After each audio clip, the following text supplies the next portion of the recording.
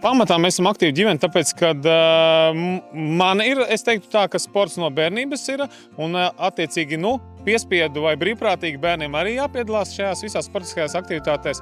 Un arī tas mums visiem patīk šobrīd. Un šīs sportiskās aktivitātes dod iespēju sadraudzēties ar jebkuriem cilvēkiem, atrodam kopīgus draugus, dombiedrus, un uzturam fizisku formu paši sev.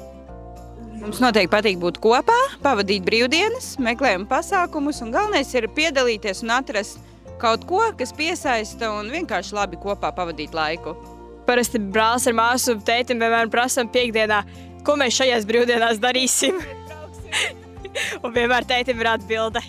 Interesanti redzēt, ka cilvēki skatās uz tevīm un gūst kaut kādā veidā tādu iedvesmu doties uz pasākumiem, prasīt jautājumus viens otram un gūt pieredzi tādā veidā, ka tu esi parastā pasākumā, bet tev ir kustība traucējumi un tu vari visur iesaistīties, kā tu vēlies, un vienmēr var atrast vietu sev, kur piedalīties, kaut ja tev ir dažādi kustību traucējumi. Tas noteikti nav šķērslis.